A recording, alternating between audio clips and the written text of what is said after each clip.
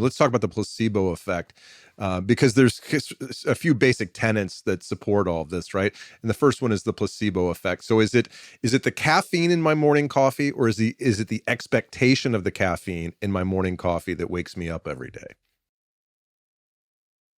So, caffeine, I think, definitely does have a physiological effect and a psychological effect.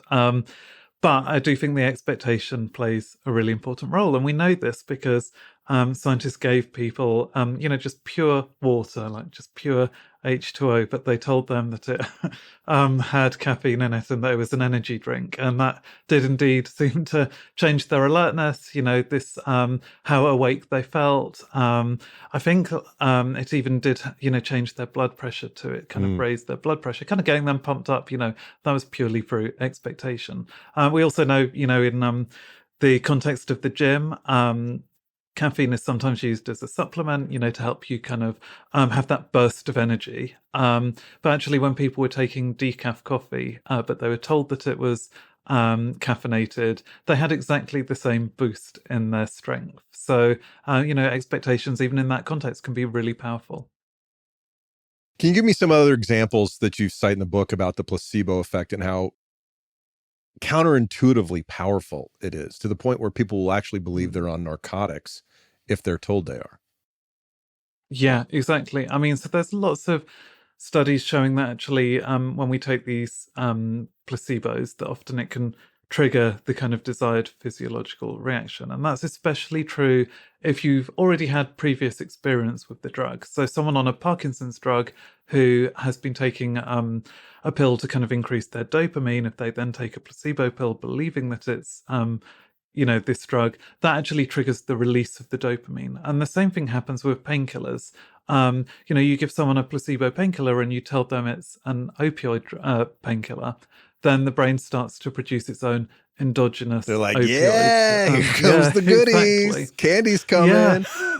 And, I find that kind of counterintuitive, but I think what's happening there is, the expectation of having that rushing through the body can itself then it's kind of preempting that and almost helping it along, it's kind of the most efficient way of responding to the chemical changes that are going to happen in the body if it's kind of easing the way for those drugs to take an effect. So that can be really powerful. It seems from some studies that, placebo effects can account for maybe 50% of the pain relief that you get from morphine in the hospital. And we know that because you can compare people who are receiving morphine through an intravenous drip compared to those who are being delivered the drug by their doctor, who's kind of telling them, you're going to receive pain relief. And in, these studies, it seemed that they needed about half the dose when the doctor was there reassuring them to receive the same level of pain relief. So it's very powerful, even when we're having normal kind of standard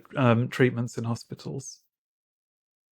Do you see the placebo effect degrading over time? I mean, it seems like you can fool me once, but can you fool me, consistently with the placebo? It's not about me. It's not about me. It's about humans. Right.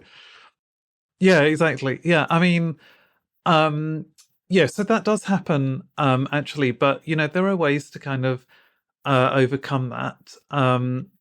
So, for example, there's a lot of excitement now about open label placebos. And that's actually, you just tell people you're going to receive a placebo painkiller. It's, labeled as a placebo on the jar, there's nothing deceptive about this.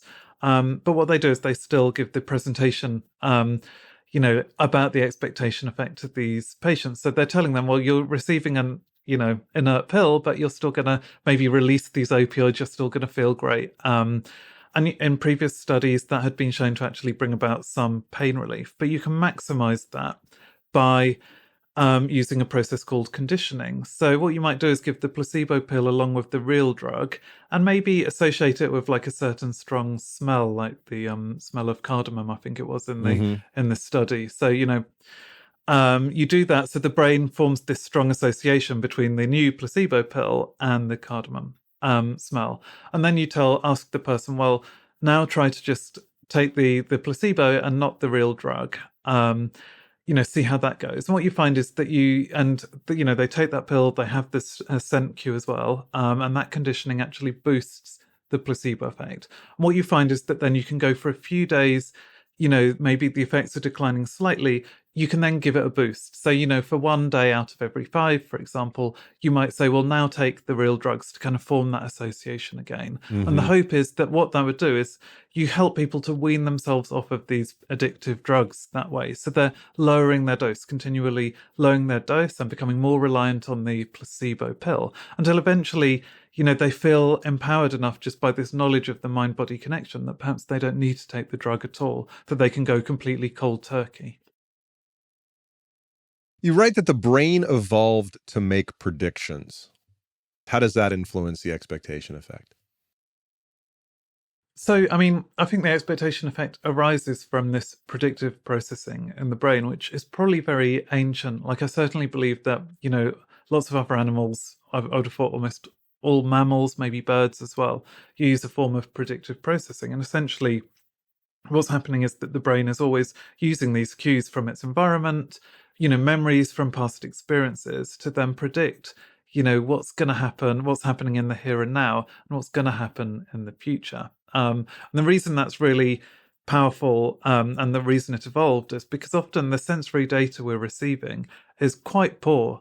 So actually, we use these kind of simulations the brain is building to shape the way we process that data, to fill in those kinds of gaps that we might not be receiving because, it's a foggy day and you can't make out all of the landmarks in the scenery. It's really using all of these predictions to actually to shape the perception. So that's, useful for any kind of creature actually that's trying to navigate the world. And then from those simulations, it can also help to prepare the body for, the challenges that it's going to face. So that's when it will start to have the physiological effects on the body, changing hormones, changing blood pressure, changing the actions of the heart itself. So that was crucial for survival.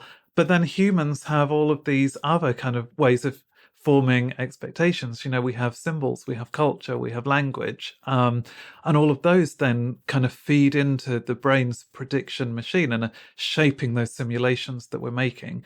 And that's why something like a dummy pill can actually be powerful, because it's got all these associations, with previous drugs we've taken, with the sense of being cared for, with the kind of ritual of being in a hospital. All of those, are kind of wrapped up in this small kind of pill that's very symbolic to us, and then that's shaping the kind of brain's predictions, and ultimately then how it chooses to respond to the kind of illness that we're facing or the stressful situation that we're facing.